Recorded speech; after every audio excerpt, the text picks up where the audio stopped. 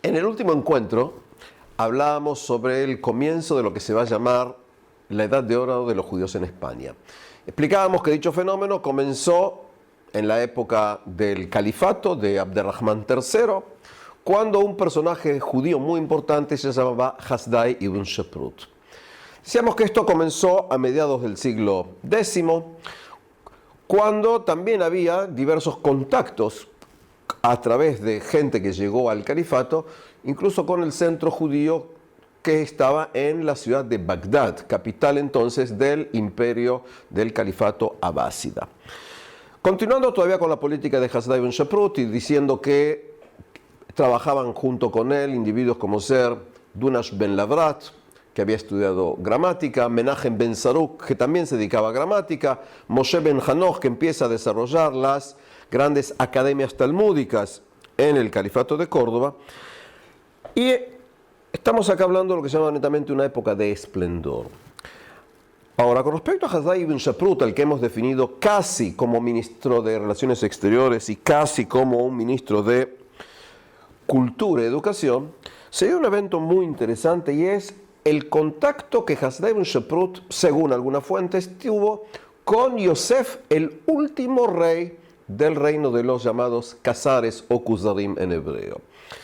Hago un paréntesis y se considera que allá por el año 750 más o menos, un reino que está ubicado entre el mar Caspio y el mar Negro se convierte al judaísmo. Hasta el día de hoy no se sabe si fue gran parte de la población del reino o básicamente la nobleza, las clases dirigentes, sea como sea, entre el mar Muerto y el mar Caspio durante más o menos 200 años, hasta el año 951, existió un reino cuyos reyes y mínimamente la nobleza eran judíos. El punto es que, según decía algunos documentos que tenemos del siglo X en adelante, hubo un intercambio epistolar entre Hasdai ibn Sheprut y Yosef, el último rey de Khazaria. En este cambio epistolar, incluso Hasdai le explica que si es cierto lo que escucha, si es cierto que existe un reino, él estaría dispuesto a abandonar los honores que se les dan, el puesto que se les da para ser un simple vasallo en ese reino judío. Este punto yo lo traigo aquí no como una cuestión de anécdota, sino porque luego lo vamos a ver también como punto de base de un libro muy importante llamado Akuzari, libro de Judas Halevi, que lo vamos a hablar hoy dentro de algunos minutos. Un segundito, no te distraigas, que lo que está explicando es importante. Lo que está explicando es importante porque él está hablando de un reino llamados los Kuzarim, o en castellano los Házaros. Y te lo nombra especialmente porque hablamos de un reino de origen tártaro que vivía en la península de Crimea y que tenía un reino desde el siglo VII hasta algunos dicen el siglo X o algunos un poco dicen un poco más para atrás. Su capital era Itil y durante 200 años vivió ese reino como judíos. O sea, ellos se convirtieron al judaísmo, por lo menos la clase dirigencial, o sea, los que mandaban, se convirtió, la élite se convirtió al judaísmo. Y es importante los Házaros porque algunos historiadores, incluso israelíes, argumentan totalmente convencidos que los judíos ashkenazim son de hecho descendientes de los Házaros. Y para explicarte esto es necesario que volvamos un segundito para atrás. Un fenómeno en Israel desde los años 80 se llama la nueva historiografía. Y el origen de esto es poner en duda ciertas verdades que nosotros asumíamos como totales. Por ejemplo, les voy a dar un ejemplo. Durante la Guerra de Independencia, la gran mayoría de árabes que vivían en la tierra de Israel se escaparon en el medio de la guerra. Sin embargo, el nuevo historiador te va a decir, no es verdad que se escaparon todos. Algunos fueron expulsados, entonces va a salir un gran historiador como Benny Morris, que escribe el libro 1948, y te va a decir que en algunas ciudades hubo expulsión, por ejemplo en Lud y Ramble, y que no había una política oficial de Ben Gurión en 1948 para provocar ese tipo de expulsión, sino que fue algo de alguna manera espontáneo. Entonces, ¿qué viene? Benny Morris y dice, no todo lo que nos contaban es totalmente verdad. Fíjense, acá hay ejemplos diferentes. Eso es una versión de lo que se llaman los nuevos historiadores. Pero hay otras versiones que están tan influidos por su bagaje ideológico que estos historiadores quieren demostrarnos, por ejemplo, que nunca existió el pueblo judío, que nunca fuimos expulsados a tierra de Israel por los romanos en el año 135, que los actuales árabes son de hecho descendientes de los judíos y que los judíos ashkenazim que crearon el sionismo son descendientes de los házaros. Y entre estos nuevos historiadores de extrema antisionista que argumentan que nunca existió el pueblo judío, hay uno que escribió un libro en el año 2008 llamado ¿Cuándo y cómo se inventó el pueblo judío? Y este hombre se llama Shlomo Sand. Y te lo nombro porque todo el tiempo él dice que somos descendientes de los házaros, por más que pruebas genéticas demuestran que es mentira, que lo que está diciendo él es totalmente falso. ¿Por qué es importante? Porque hay universidades en el mundo de habla hispana que utilizan el libro de Shlomo Sand y lo utilizan porque confirma teorías de algunos profesores. Incluso he leído trabajos académicos de alumnos, por ejemplo en Argentina, que se basan en el libro de Shlomo Sand, que tiene muy poco prestigio académico. Pero recuerda, házaros, cuando tú escuchas que los ashkenazim, los judíos de Europa, que son descendientes, como lo vamos a ver en la clase de Pinjas, son descendientes de Italia y demás, son descendientes de házaros, están citando sin saberlo o sabiéndolo a este librito de Shlomo Sand. Tratando acá de resumir y esto como base, a partir del siglo X empezamos a ver lo que se va a llamar la Edad de Oro de los judíos de España. Y judíos empiezan a escribir trabajos sobre astronomía, medicina, halajá, es decir, la ley judía, y mucha poesía. Pasa un poco el tiempo y llegamos acá a que en el año 976, cuando muere el hijo de Abderrahmán III, llamado Hakim II, en el año 976 va a subir al poder un señor llamado Hisham. Y Hisham va a ser un califa en el califato de Córdoba muy enfermizo, muy dado a las influencias del mundo religioso, lo que llaman los Puka'a, es decir, los musulmanes que se dedican a la ley, a imponer la ley del Islam. Y este señor llamado Hisham, entre otras cosas, va a llevar a nombrar a un señor llamado Al-Mansur, que va a ser uno de los grandes generales musulmanes. Este señor, incluso Al-Mansur, va a llegar hasta Santiago de Compostela, donde estaban, según la tradición, los restos de Santiago o San Jacobo. Va a destruir la catedral y va a traer incluso las campanas de regreso a Córdoba. Es decir, en la época de este señor llamado Hisham vamos a tener una influencia cada vez mayor de los sacerdotes musulmanes y de la casta militar. Paralelamente a esto, junto con esto, quizás por esto, Hisham va a dar una orden en la que van a ser quemados cientos de miles de libros. Me han escuchado bien, cientos de miles de libros. Si ustedes recuerdan, en la clase anterior decíamos que en el califato de Córdoba había aproximadamente 400.000 textos. Y dijimos también que estaban incluso catalogados en 50 volúmenes. El califa Hisham, influenciado por los sacerdotes, va a dar la orden de quemar la mayoría absoluta de estos textos. Es una de las tantas veces en la historia en que un poder absoluto, un poder monárquico, un poder con una gran influencia ideológica fanática, en este caso fanática religiosa, pero recordemos que también en el siglo XX se han dado casos de fanatismos ideológicos no religiosos en que se terminan quemando libros. Y se queman, decíamos, los libros de las grandes bibliotecas de lo que se llama el Califato de Córdoba. El califa mantiene todo con una mano relativamente débil. El fuerte es Al-Mansur. Y aquí que entrando ya al siglo XI, es decir, a partir del año 1003 en adelante, con el fallecimiento del Al-Mansur, que era, por decir así, el gran general y el gran primer ministro, empiezan a haber disturbios, empiezan a haber levantamientos que van a llevar entre el año 1003 y el año 1031 a la destrucción del califato de Córdoba. Quiero que entendamos, en un periodo de 28 años, entre el año 1003 a 1031, en vez de que exista un califato con una capital, que es Córdoba, van a surgir pequeños reinos, pequeños principados.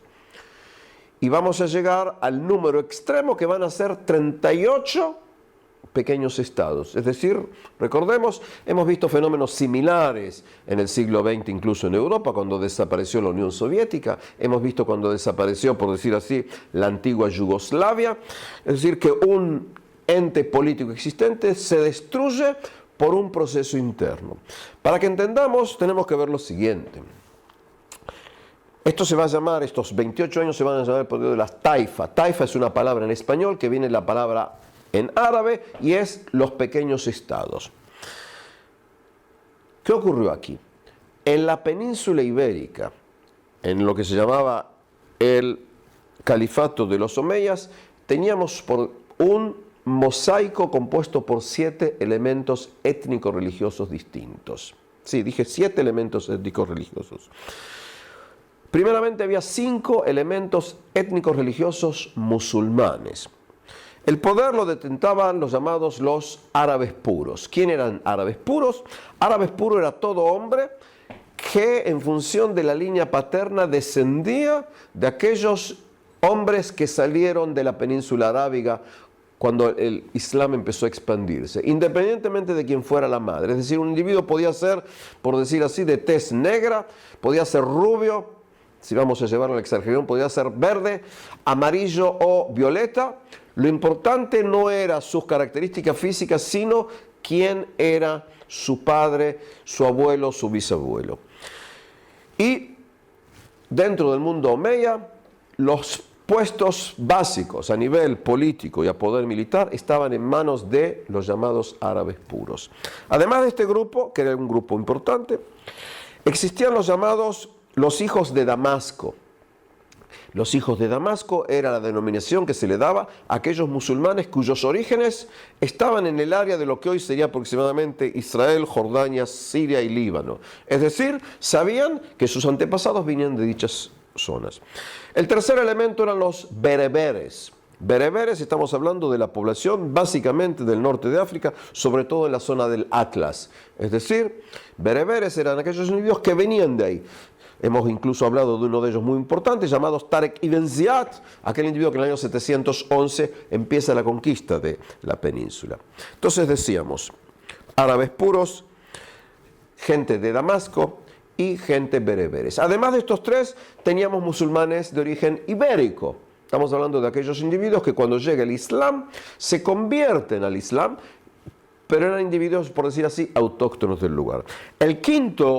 La quinta categoría eran los llamados musulmanes eslavos. Sí, dije eslavos. Eran los descendientes de aquellos esclavos que fueron traídos a través del mercado de esclavos desde la ciudad de Praga a Marsella, y en Marsella se los vendía a gente que los convertía en esclavos en la península ibérica. Es decir, tenemos acá 5 elementos musulmanes. Además de estos 5 elementos musulmanes, había una minoría muy grande, pero una minoría de cristianos y una minoría muy pequeña de judíos.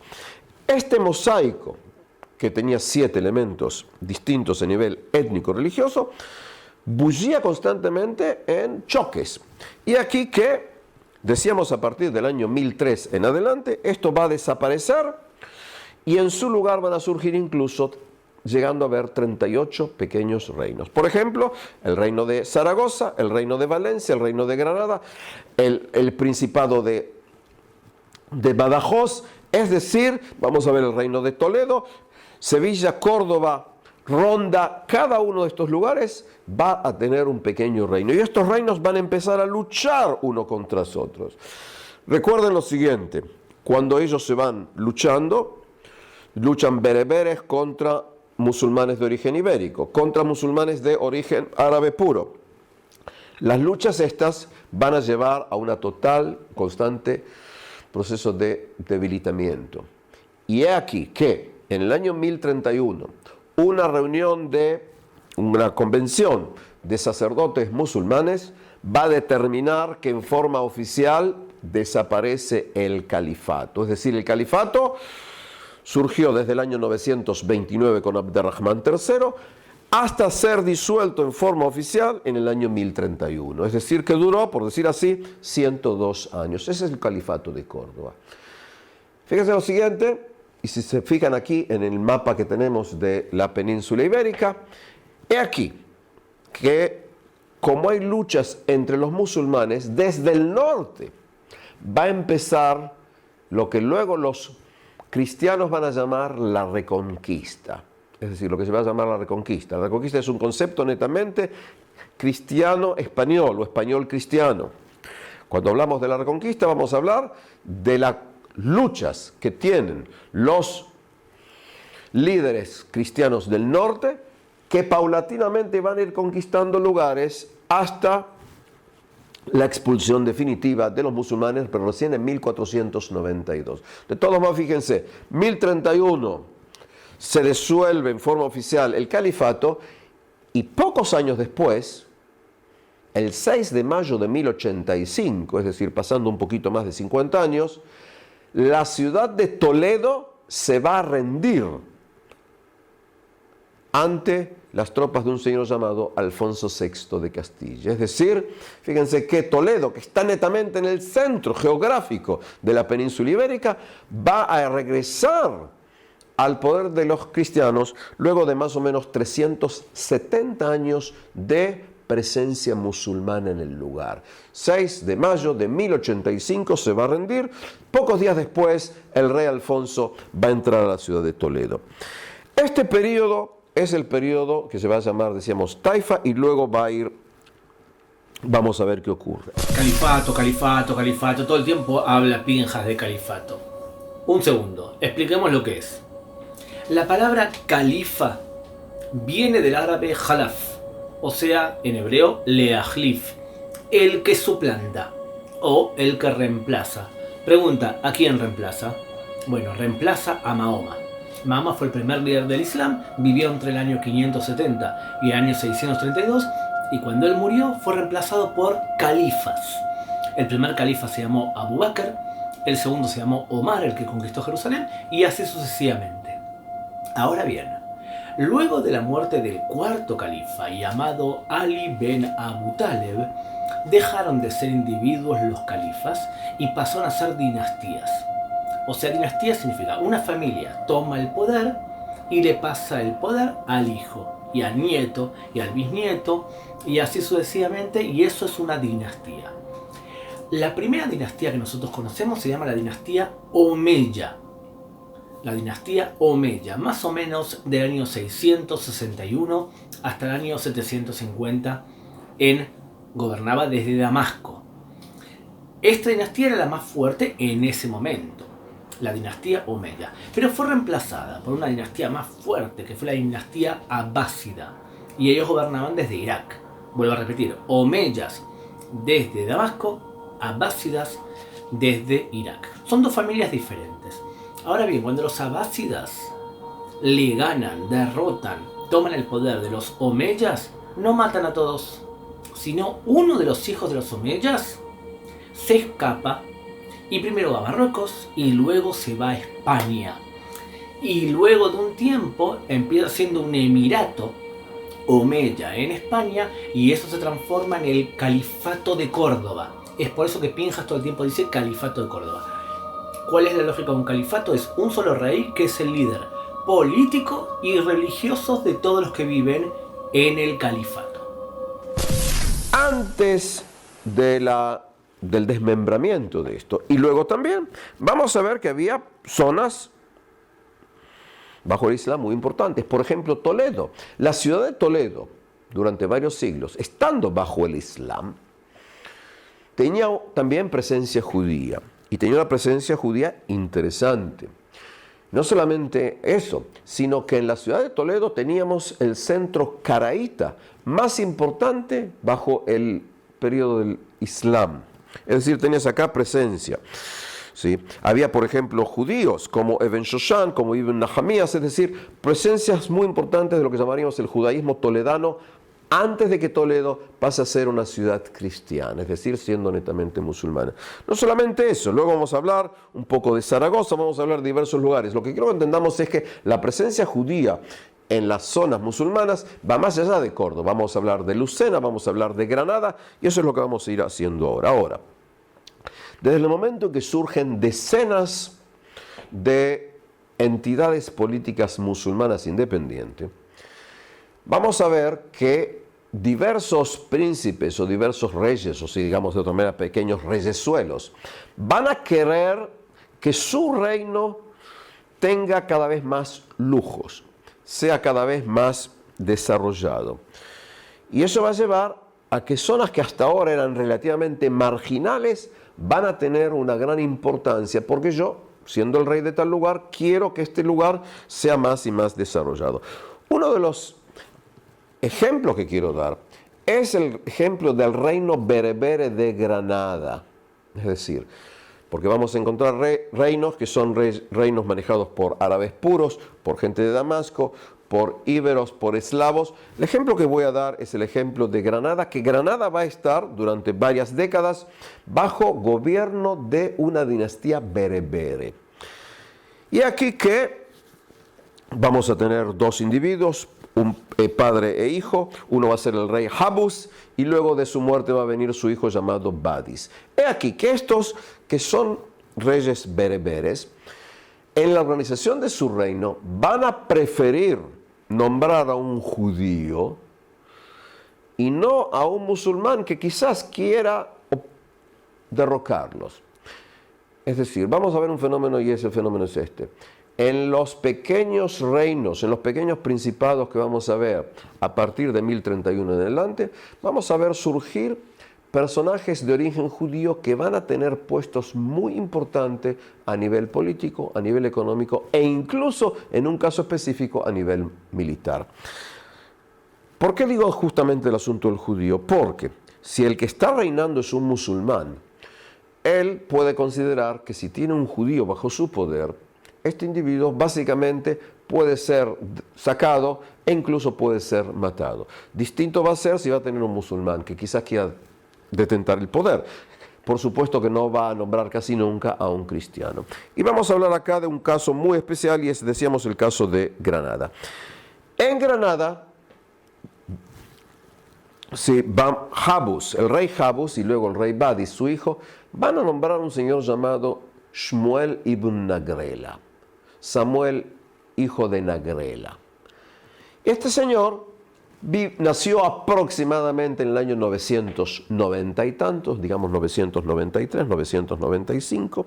Este señor, llamado Shmuel ibn Nagrela, era un individuo que sabía varios idiomas. Como todo judío que vivía en la época del Islam, y era un judío erudito, por supuesto que sabía mínimamente 3 idiomas. Es decir, estamos hablando de árabe, hebreo y arameo. Este señor, según el relato tradicional judío, tenía un puesto, era comerciante, y este hombre solía escribir cartas al rey pidiendo favores para tal o cual individuo musulmán que no sabía leer y escribir. Según nuevamente este relato judío, en un momento el rey Habus se interesó por las cartas y quería saber quién era el individuo que escribía tan bonito, con tan linda caligrafía y además con tan buen estilo. Y aquí que viene y resulta que es un judío, empieza a tener relaciones con este judío y este hombre, Shmuel ibn Nagrela, va a ser parte de la corte del rey granadino. Como este judío es un individuo, como decíamos, importante con relaciones comerciales y conocimientos, lo va a nombrar Sheikh al-Yehud, lo va a nombrar representante de los judíos. Y los judíos lo van a llamar en hebreo Nagid. El término Nagid es algo similar a lo que podría ser jefe o presidente. Y este individuo, conocido como Shmuel ibn Nagrela, a nivel de historia judía se lo va a llamar Shmuel HaNagid o Samuel HaNagid. Shmuel Anagit va a llevar las riendas del reino en varias esferas durante varios años. Una de las cosas que él va a ser ministro de Economía. Y lo más interesante es que, según las fuentes, durante aproximadamente 20 años, incluso estará al frente de las tropas armadas del reino de Granada. Es decir, que él sería, por decir así, el jefe supremo de las Fuerzas Armadas del Reino de Granada. Esto es excepcional. Es el único judío en toda la historia medieval que tiene participación militar. No solamente eso, él está al frente de las tropas musulmanas que luchan contra otros estados musulmanes vecinos. Hay varias interrogantes que no tenemos respuesta. Por ejemplo, ¿cuál era la formación militar de Shmuel Anagit? Si es que tuvo formación militar. ¿Cómo es que se decidió justamente nombrarlo a él? No tenemos respuestas a esto. Pero sabemos que Shmuel Anagit está al frente del ejército y va a ser un personaje muy, muy importante en lo que es la esfera gubernamental granadina. Shmuel Anagit va a ser un judío que va a tener relaciones con diversas comunidades judías. Por ejemplo, va a tener relaciones muy importantes con la comunidad judía de Kairouan. Kairouan, para los que no saben, es la segunda ciudad más importante hoy en día en el país llamado Túnez. Tunisia en hebreo, Túnez. Es decir, en Kairouan había una importante comunidad judía. Y aquí que Shmuel Anagit tiene relaciones con esta gente. Y en la ciudad de Kairouan había también academias talmúdicas. Ahí teníamos un señor llamado Nisim y su hijo Jacob. Hay relaciones entre esta gente. Las relaciones no bastan con eso, incluso este señor llamado Nisim visita la corte de Granada y el hijo de Nisim llamado Jacob, la hija de Jacob, ¿sí?, va a ser incluso la mujer que va a ser casada con Yosef, el hijo de Shmuel Anagit. Por si se perdieron, es decir, Shmuel Anagit va a tener incluso relaciones de parentesco con la comunidad judía de Kairouan, porque van a incluso tener relaciones familiares y relaciones económicas. No basta con esto. Shmuel Anagit va a tener bajo su mecenazgo a importantes judíos contemporáneos. Uno de los más importantes va a ser un señor llamado Shlomo ibn Gavirol.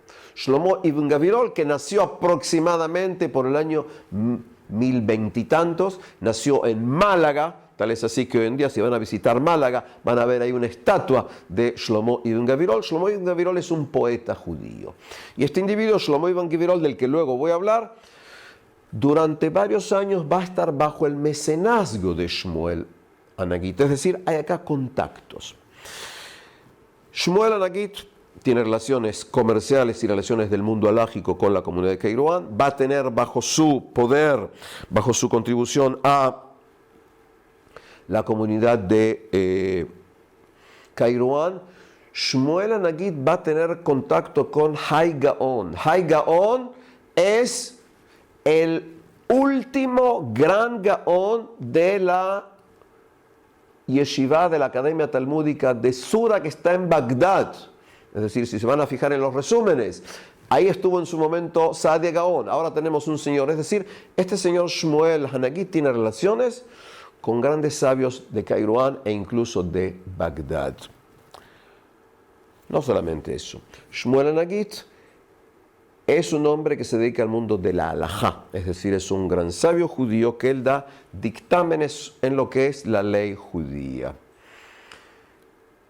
Y además van a quedar de él aproximadamente 1750 poesías. Si escucharon bien, 1750 poesías en hebreo es lo que va a dejar como legado Shmuel Anagit. Y Shmuel Anagit, como todos los individuos judíos de la época, que luego voy a hacer un resumen de esto, va a escribir sobre la amistad, sobre el vino, sobre las mujeres, sobre Dios, sobre la tierra de Israel, y de él quedaron más de 20 poesías sobre la guerra.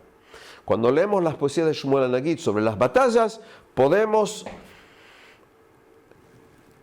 escuchar, por decir así, el relinchar de los caballos, el clamor de la guerra e incluso podemos oler el polvo que se va levantando en esos combates. Es decir, es el único poeta judío de la Edad Media que va a escribir poesía sobre las batallas. Y este individuo actúa como mecenas, actúa como político, actúa como militar hasta su muerte acaecida en el año 1056. Cuando él va a morir en el año 1056, su puesto lo va a tomar su hijo llamado Yosef ben Shmuel HaNagid. Y Yosef también va a ser nombrado Nagid. Este hijo llamado Yosef, incluso él va a recopilar, a organizar las 1700 y tantos poesías de su padre. Y lo va a hacer en 3 compendios. Uno se lo va a llamar Ben Kohelet, uno se lo va a llamar Ben Tehilim y el otro se lo va a llamar Ben Mishlei. Es decir, porque las poesías de su padre, de Shmuel HaNagid, se consideran que son similares a las poesías que tenemos en el libro de Eclesiastés, en el libro de los Salmos y en el libro de los Proverbios, en función del contenido. Para que veas la calidad de la poesía de Shmuel HaNagid. ¿Qué es la guerra? La guerra al principio es como una joven muchacha con la cual todo hombre desea filtrear. Y al final es una mujer vieja. Todos los que se la encuentran se sienten afligidos y lastimados. Y ahora hablemos del vino. Una invitación. Dime, mi amigo, ¿cuándo he de servirte tu vino? El canto del gallo me ha despertado y el sueño ha desertado a mis ojos. Sal y mira la luz de la mañana, como un cordel escarlata en el este. Date prisa, sírveme una copa antes de que el alba ascienda. De jugo de granada aromática, de la perfumada mano de una muchacha que cantará canciones, mi alma revive y luego muere. Ahora bien, Yosef, hijo de Shmuel HaNagid, él va a ser el Nagid hasta las trágicas jornadas del año 1066. ¿Qué ocurre en 1066? ¿Por qué digo trágicas jornadas de 1066? Porque en muchos de los reinos musulmanes de la península ibérica, similarmente a como ocurría en el califato de Córdoba, los soberanos viven en forma muy opulenta. Los soberanos viven teniendo harenes. Los soberanos viven en una realidad en que el vino corre como el río, como el agua del río. Tú me dirás, ¿pero cómo? ¿Musulmanes beben vino? Sí. Es decir, las cortes musulmanas de la península ibérica, por decir así, tienen características muy especiales. Y aquí que la opulencia en que vivían, el desdén por los súbditos y la pobreza de los súbditos, lo que se consideraba actos de pecado por la cantidad de mujeres y por el vino, esto lleva a que constantemente sacerdotes musulmanes están contra el poder. Y aquí que en el año 1066 hay una revuelta popular contra el gobierno del rey llamado Badis.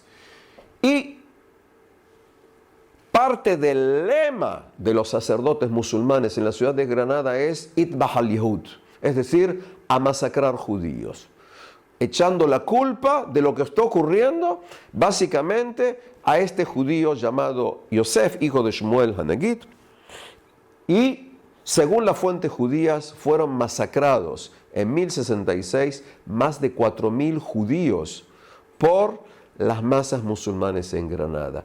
Esto llevó a la desaparición de la comunidad judía en Granada. Esto llevó a que los pocos judíos que lograron sobrevivir tuvieran que irse a otros lugares. Traigo a colisión este relato, podríamos encontrar similares, porque vemos aquí lo siguiente, y es, ¿cuál era la tolerancia, que existía la tolerancia medieval? Acá les hago partícipe de algo que muchas veces me piden, y es que dé conferencias sobre la tolerancia del mundo islámico con respecto a judíos y cristianos en la Edad Media. Y la respuesta mía siempre es: no puedo dar una conferencia sobre la tolerancia medieval porque es un término que no existe. Es decir, hay una determinada convivencia de determinados círculos, pero cada tanto la efervescencia de las masas, inducidas básicamente por mensaje religioso que tiene también tintes socioeconómicos, lleva a este tipo de destrucción. Es decir, fíjense, había creación judía, hubo judíos como Shmuel y su hijo Yosef que llegaron a los más altos cargos, pero en un momento determinado esto se corta en forma total. Es más, hay escritos en que a Shmuel, a Nagid el primero, se los determina muchas veces como lo que se llama, Yehud ibn Kalb, es decir, judío hijo de perras. Es decir, entramos acá a que las situaciones son muy complejas. No existe una tolerancia, tampoco existe constantemente persecución. Pero siempre pido, por favor, no hay cuestiones de idealización. Eso no va a existir. Es decir, Shmuel a Nagid va a ser Nagid, va a ser el que está al frente, y luego su hijo, y acá desaparece.